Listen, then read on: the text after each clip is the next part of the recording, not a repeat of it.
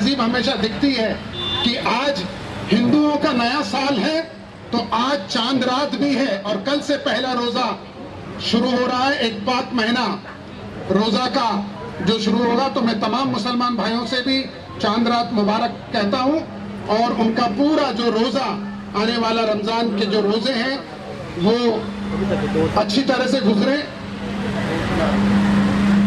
क्योंकि हम उसमें ज्यादा करके इबादत में लगे रहते हैं हमारे सब मुसलमान भाई। और जगह जगह पे अब फिर रोजा इफ्तार भी होता है, एनसीपी भी रोजा इफ्तार करती है, इस साल भी करेगी। 2 साल कोरोना होने के कारण हम वो रोजा इफ्तार नहीं कर पाए थे, लेकिन आज का ये इत्तेफाकन यानी कि इतना ही ऑस्पिशियस शुभ दिन है कि आज गुड़ी पाड़वा हिंदुओं का नया साल और मुसलमानों के लिए चांद रात और कल से रोजा की शुरुआत। मुबारक हमारे तमाम मुसलमान भाइयों को। सबसे पहले तो आज का दिन जो है ये हमारे मुंबई, महाराष्ट्र और देश के लिए बहुत खास दिन है। आज सनातन धर्म में जब हम बात करते हैं हिंदू धर्म की, तो आज नया साल में हम पदार्पण कर रहे हैं। नया साल जिसको हम महाराष्ट्र में गुड़ी पाड़वा के रूप में मनाते हैं। और जब हम गंगा जमुना तहजीब की बात करते हैं हिंदुस्तान की, तो आज मुसलमान भाइयों का चांद रात यानी कल से पहला रोज़ा की शुरुआत हो रही है। तो हिंदू भाइयों को नए साल की मुबारक और मुसलमान भाइयों को चांद रात और रमज़ान की जो शुरुआत है उसकी मुबारकबाद। राष्ट्रवादी कांग्रेस पार्टी जैसे कि इलेक्शन कमीशन जो हमारा है, उनकी एक गाइडलाइन है। एनसीपी जो है राष्ट्रवादी कांग्रेस पार्टी, ये इसको राष्ट्रीय मान्यता मिली है और इलेक्शन कमीशन का गाइडेंस है एक कि हर 3 साल में हर पॉलिटिकल पार्टी को जिनको राष्ट्रीय मान्यता मिली है उनको सभासद मेंबरशिप ड्राइव कर वार्ड स्तर से लेकर राष्ट्रीय अध्यक्ष तक की चुनाव प्रक्रिया से गुजरना पड़ता है। तो उसकी एक प्रक्रिया से इस वक्त राष्ट्रवादी कांग्रेस पार्टी एनसीपी गुजर रही है। मेंबरशिप ड्राइव पूरे मुंबई में, पूरे महाराष्ट्र में और पूरे देश में इस वक्त राष्ट्रवादी कांग्रेस पार्टी की सदस्यता अभियान हम कर रहे हैं। और उसी के उपलक्ष्य में जब हम वर्सोवा की बात करते हैं, वर्सोवा विधानसभा की बात करते हैं, वर्सोवा तालुका की बात करते हैं, वहाँ पर आज हमने हर शाम हम एक नाके पे बैठते हैं।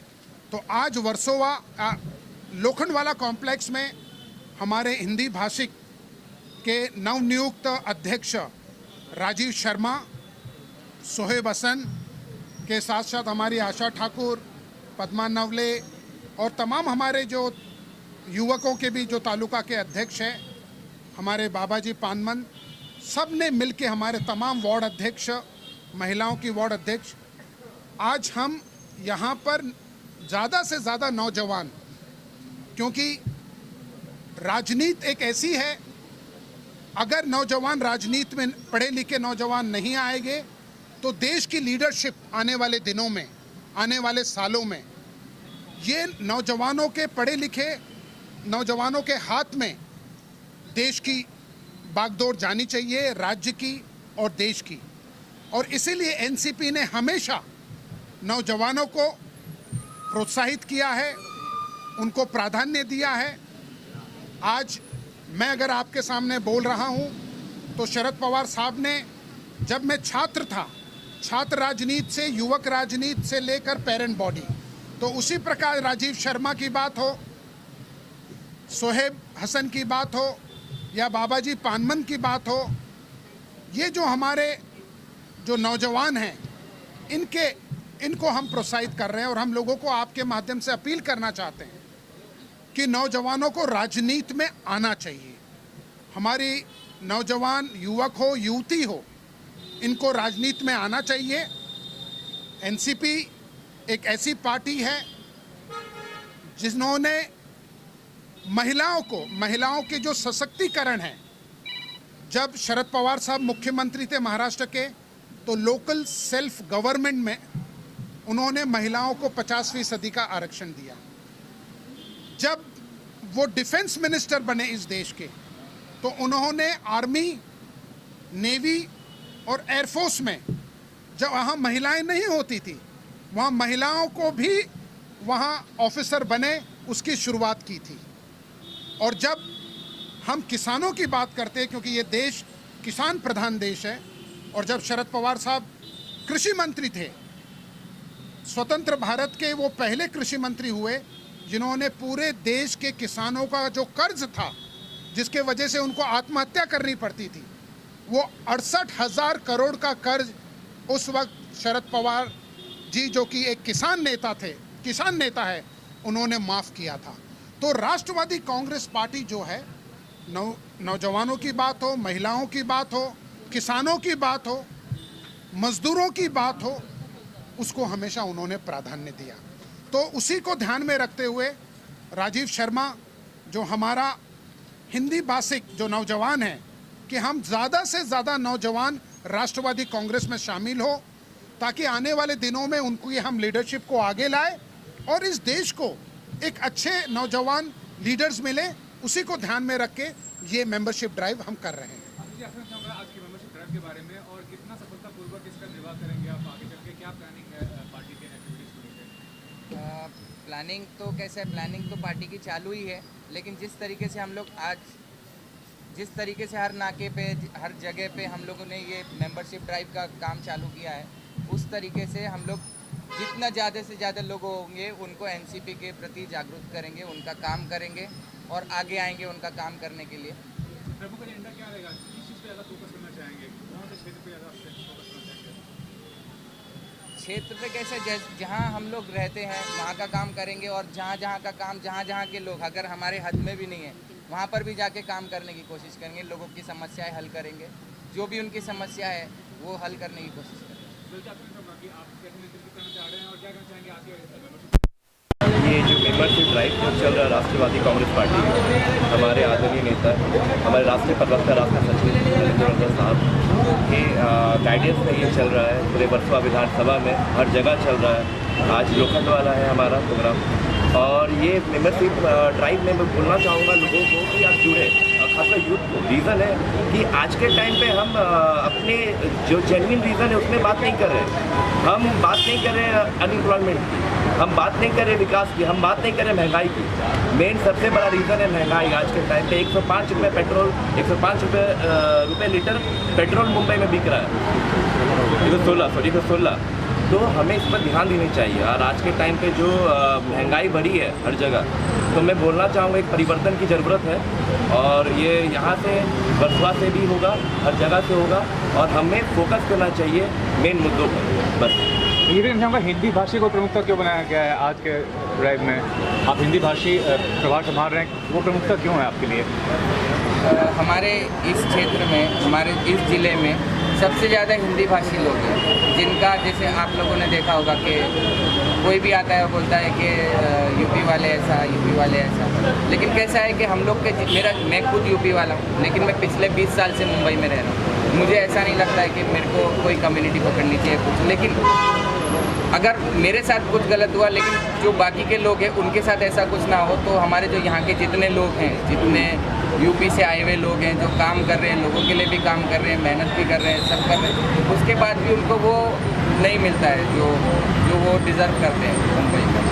तो इसके लिए मैं हिंदी भाषी सेल का तालुका अध्यक्ष बना हूँ, और यहाँ जितने ज़्यादा से ज़्यादा लोग रहेंगे यहाँ अपने एरिए में, उनको मैं अपने इस पे जोड़ूँगा और फिर आगे और काम करूँगा। आप खुद युवा हैं, तो आज के दौर में युवा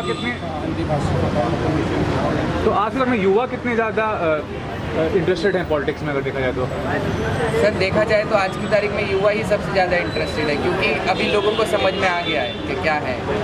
तो जो युवा अगर आगे बढ़ेंगे तो आगे आने वाले काम, क्योंकि जो युवा है ना, वो जो सोच सकते हैं वो पहले के लोग विकास पे ध्यान देंगे।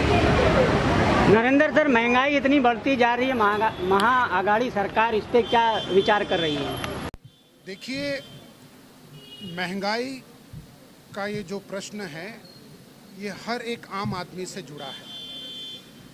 आप जैसे जैसे पेट्रोल और डीजल के भाव बढ़ेंगे, आपने देखा पिछले 12 दिनों में लगातार 11 दिन 70 पैसे, 80 पैसे, 75 पैसे, 60 पैसे करते करते हम 7 रुपये तक बढ़ोतरी हो चुकी है। डीजल 100 पार कर चुका है और पेट्रोल 115 पार कर चुका है।